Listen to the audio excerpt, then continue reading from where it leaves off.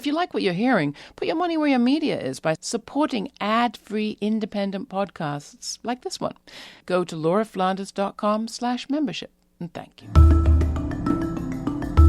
Hi, I'm Laura Flanders, and this is the Laura Flanders Show, the TV and radio program that seeks to raise radical spirits by interviewing forward-thinking people with real models of shifting power from the few to the many in the worlds of arts, entrepreneurship, and politics. 100 years after the Russian Revolution of 1917 and almost 10 years after the financial crisis that drove a stake of austerity through many of our surviving social democracies, this week on the Laura Flanders Show, we talk about alternatives to both Soviet-style socialism and Wall Street-style financial capitalism. And we consider what might the movements look like that would take us to that new place. That's this week on the Laura Flanders Show, the place where the people who say it can't be done take a back seat to the people who are doing it. Welcome.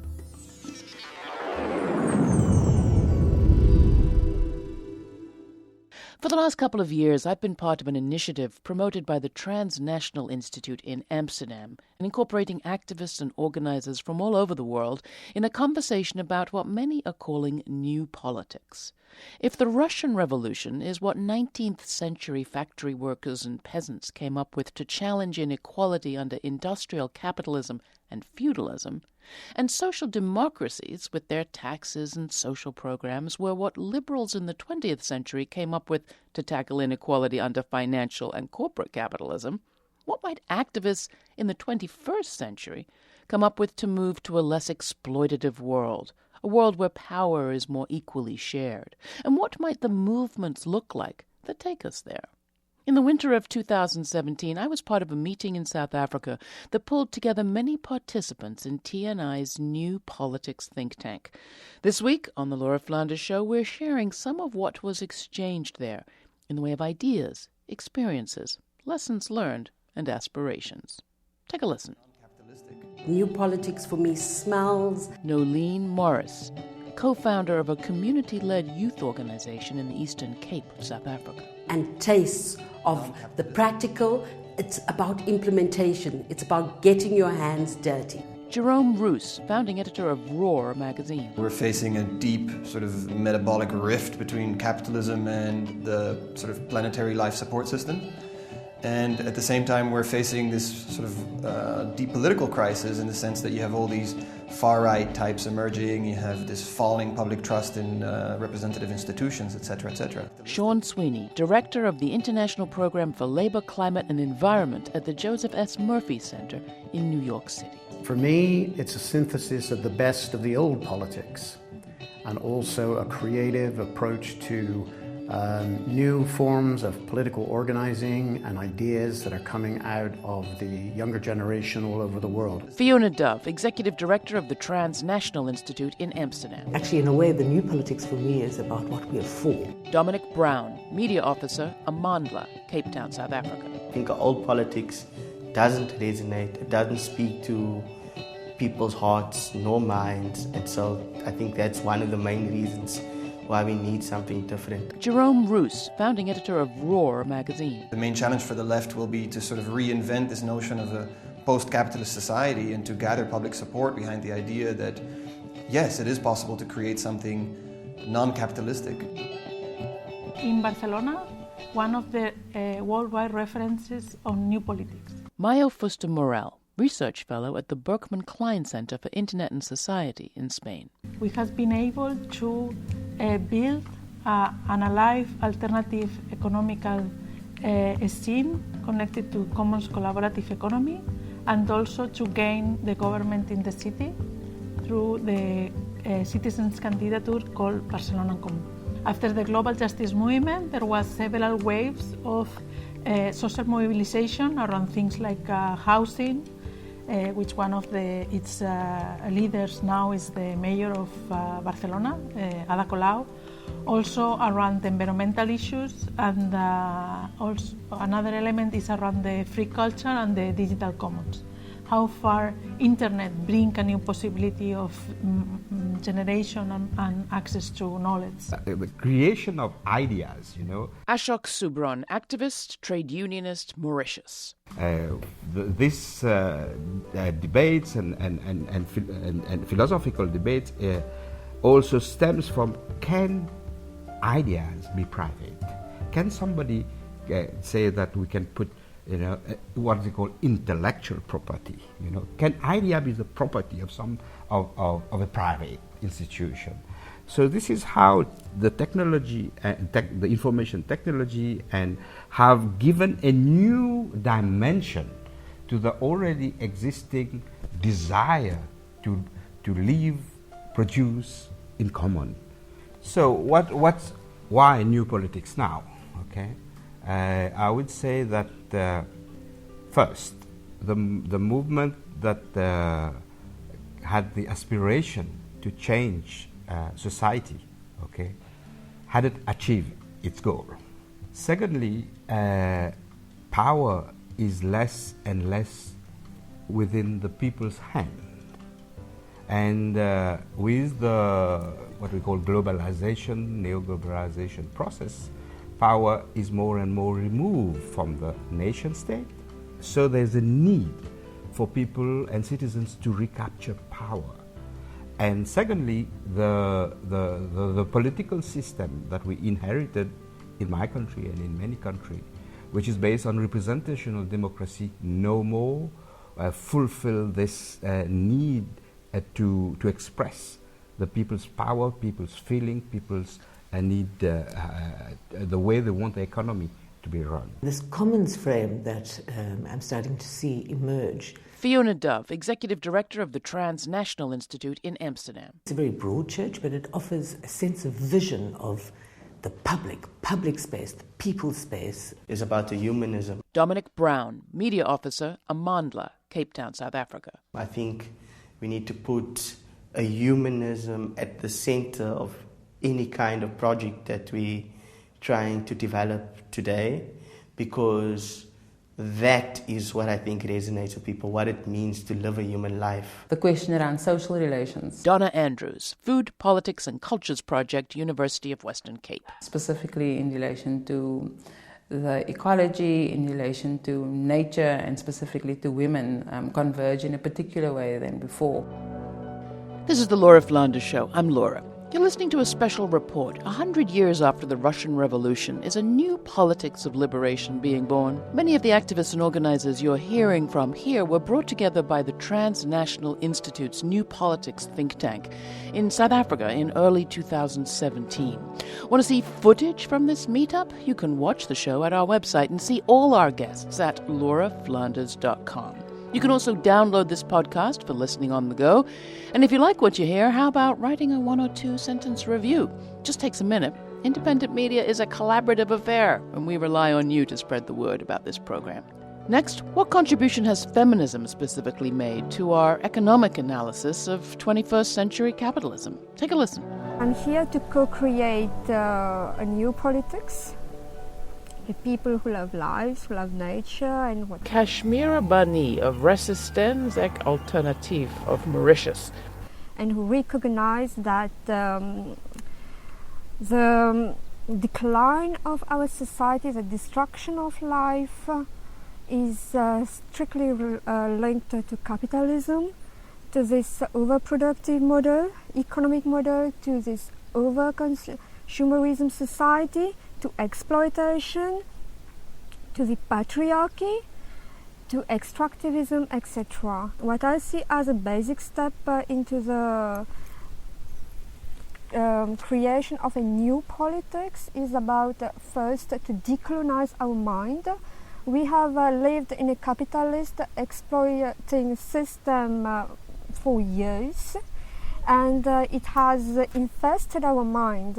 The ecofeminist movement have been talking about body and land and fish and sea and oceans for a very long time. Donna Andrews, Food, Politics and Cultures Project, University of Western Cape. And perhaps it's that has rearticulated itself in new forms. Social reproduction is about regeneration of life. You know, people, women, doesn't have access to seed, doesn't have access to land, and when you cannot grow vegetable, when you cannot grow the basic needs, things for animals, for human beings to be alive, when you're destroying life, there is a need for that reproduction. We can't have one idea that's part of the problem. The homogenization of all people, the domination of all people, a narrative which is about recovery, which is that we must all look, smell, talk, be the same, and that is through market relations. And I think that social reproduction and social relations is at the key of transformation, and not as in just as people, but we are nature in that sense. We're not as separate from. To implement a new social economic global order, it has to be, creative, it has to be dynamic, it has to respond to people's needs and in respect with nature, with regards to its limitation, etc., etc. And this process is permanent. It's permanent because the world is not, our life is not static, it's dynamic, and there are new challenges coming, there are new contradictions coming. So being able to sit together, to, work together in a participatory democratic way is a good start. I think that part of the alternative has to be I say shrink the economy, shrink its power, shrink its weight, shrink its dominance over our household, etc. If we're talking about economy in a different way, which is sharing, bartering, caring, etc., then I think that's sort of fundamental. If we do not reimagine a new society, a new way of life, a new society with women, nature at the basis, we are failing. We'll be failing again, just like the previous system has failed. Next, Grasa Samo, International Coordinator of the World March of Women, and Mayo Fuster-Morel of the Interdisciplinary Institute in Spain, talk about two very different but complementary strategies around the commons, one rural in Mozambique, the other digital in Barcelona. Most of the women that I engage with, they are involved in agriculture and they organize their lives from their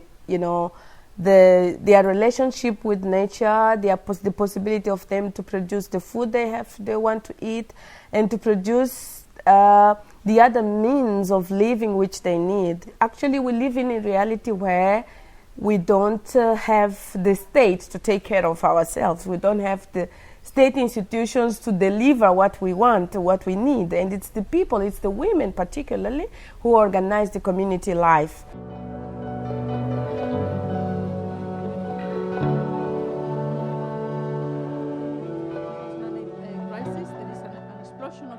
I discovered the commons through the internet and how far through the new technologies we can collaborate in order to create knowledge commons that democratize the access to knowledge. But then I jump into the urban commons because I think the technology is also shaping the conditions of possibility of both the enclosement of the commons or actually the rising of the commons at the city council. Yeah, I think what is in common, from my understanding, is that people are in control of decision making of what is important for them. What do they need, not as individuals, but as a collectivity as well? For me, the core elements of both cases or any typology of commons is, on the one hand, there is a community of people self-organized in order to collaboratively produce a resource. And they govern the process and they collectively own the process. This is the first characteristic that is based principle of the commons. Another characteristic is that what they produce tend to be connected to social challenges, be connected to people's needs. And so the agenda is very much connected to the general interest. And also connected to the general interest by considering the externalities of what the current economical system many times doesn't consider the environmental externalities and impacts. In contraposition, commons tend to have much more present the general interest by considering the environmental impacts or other type of impacts that might have been considered when organizing the production.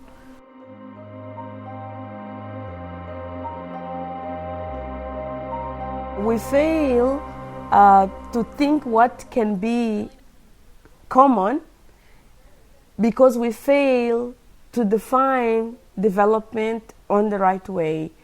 We use a concept of development which is a Western concept, which is designed in thinking what is the standard that the world wants, not really what relates to the people who are involved in the process. What happens is that then we have contradictions because people create expectation with the concept that is given of development, with the bigger picture that is given of progress. But in practice, people don't experience that progress. They experience invasion of words, of ideas, of possibility of changing their life to something better.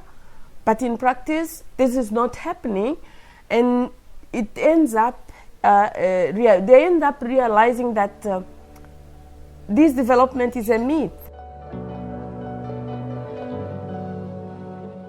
This is the Laura Flanders Show. I'm Laura. We're talking about alternatives to both Soviet-style socialism and Wall Street-style financial capitalism, and what the movements might look like that would take us to a new destination in the 21st century.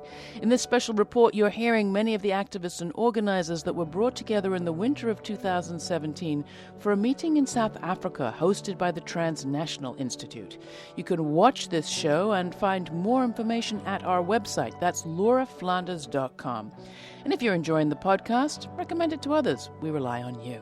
Please take a moment to write us a review on iTunes or wherever it is you get your podcasts, and give us a share to your social media networks, will you? Thanks. Next, from Bolivia, Pablo Solon, director of Fundación Solon, and from Greece, Andreas Karatsas, founding member of Combos for Social Economy. They both talked about what it was like to serve in government with progressive parties at their backs, and how it became not so easy to govern differently. Take a listen.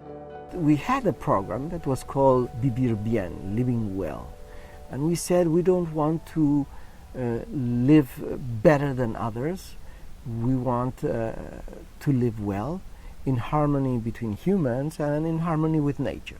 What we wanted to do was to move to be an agroecological country. We could have moved to renewable energy, to ecotourism, to a very different kind of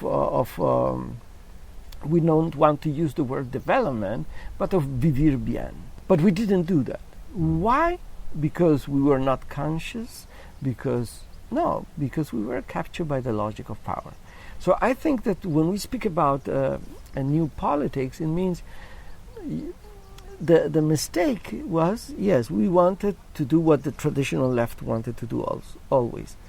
Take the state, take the power, and then from the state do good things for the people.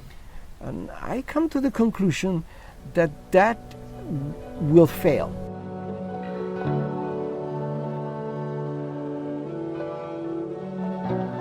Syriza had a program which it was responsive to people's needs back then. The problem was that we didn't have concrete action plans. How are we going to implement these policies? I realized at some point that there are certain limits in what we can achieve if we do politics in a traditional way. It seems that complex societies cannot be governed anymore by in an authoritarian or hierarchical way. We have to distribute the decision-making processes, and the government could have, and the leadership could be a facilitator of this democratic process, because if we do not take into consideration and we do not bring in different perspectives, our decisions will be wrong. I think that the strategy is more complicated than what we thought. It's not to take state power and transform the world or society, but at the same time to look for state power to build our counterpower, even for the revolutionary leaders that are going to go into the government. So it is a strategy that has to combine two key elements, and I think that maybe this is the way to sort out this deep problem that we have seen in many places.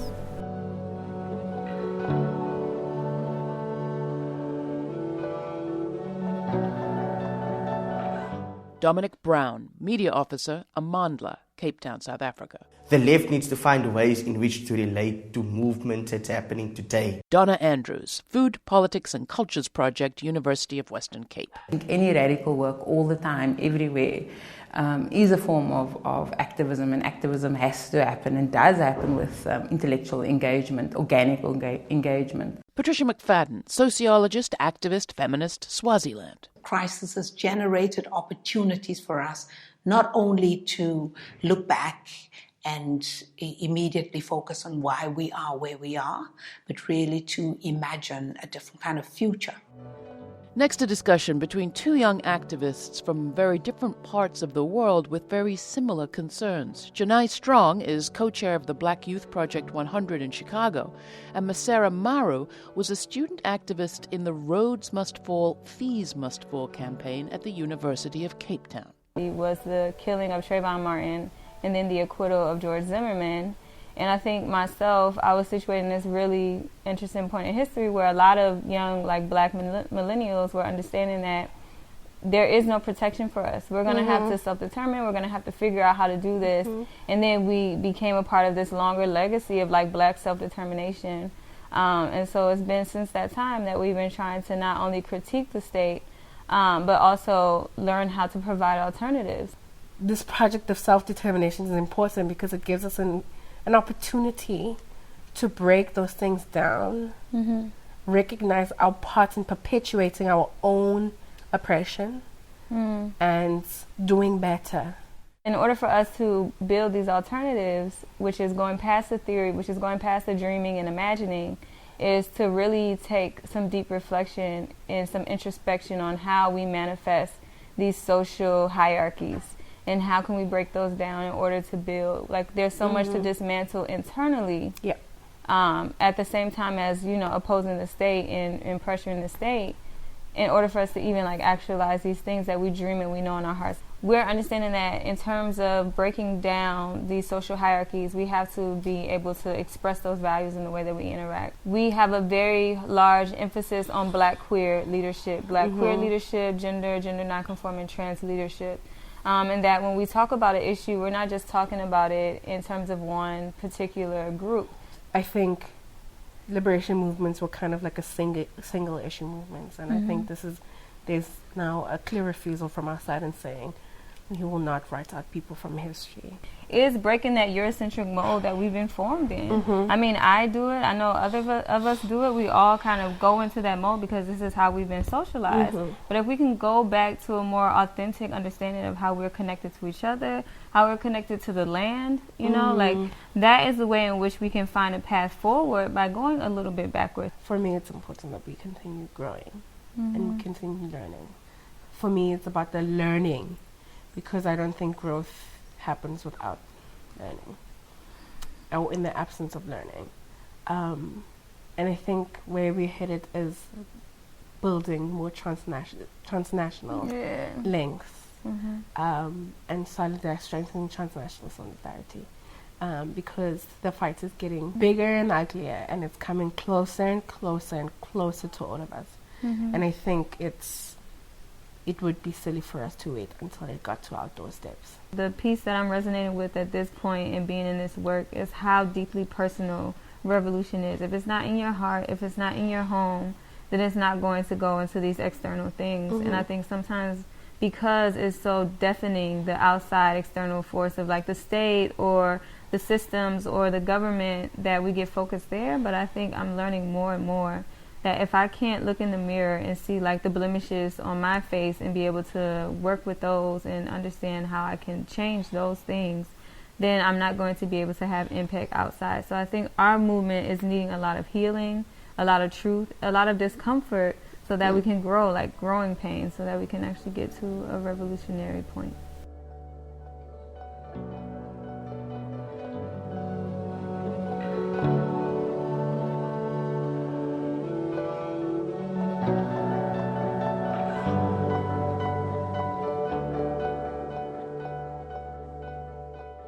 Do progressive forces have to change strategy? Well, I'll answer that question personally.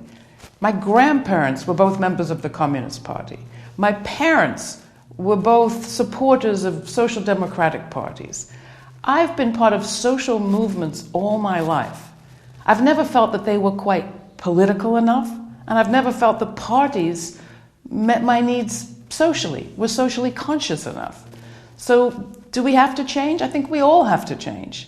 We have to come up with some blend that enables us to bring our whole selves to the project.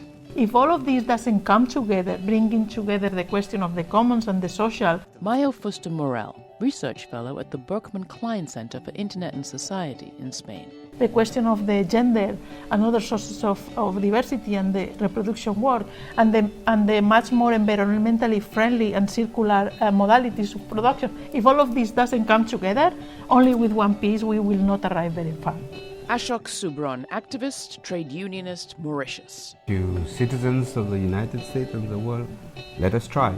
Join us in this journey. Jerome Roos, founding editor of Roar magazine. Regardless of whether or not we think there should be such a thing as a new politics, or whether or not it means anything to me personally, I think what we're experiencing is the development of a new politics anyway. So we have to engage with that. Patricia McFadden, sociologist, activist, feminist, Swaziland. We have to be uncompromising. We have to be committed and courageous to the fact that we as human beings also understand how important it is for all of us to live lives of freedom. Thanks for joining me. I'm Laura, and you've been listening to a special report 100 years after the Russian Revolution. If not Stalinism, and if not neoliberalism, what might a politics of liberation in the 21st century look like? If you have ideas or stories we should follow, write to me. That's Laura, Laura, at lauraflanders.com. I'm always eager to hear. And if you want to watch this program and see what all our guests look like, check it out at lauraflanders.com. And while you're there, think about becoming a sustaining member of this podcast. You can do it for as little as $2 a month, or make a one-time donation. We can't do it without you. Thanks. This show is produced by yours truly, with Monica Mohapatra, Natasha Elena Ullman, Jeannie Hopper, Danica D'Souza, Emily Allen, Charlotte Prager, and Diego Romero Montiel. I'd like to hear what you think, so write to me. That's Laura, Laura, at lauraflanders.com. I do my best to get back to you as soon as I can. The program's made possible by the Novo Foundation and listeners like you. Become a member today. Thanks for your ongoing support. We couldn't do it without you. Stay kind, stay curious. Till the next time, I'm Laura Flanders.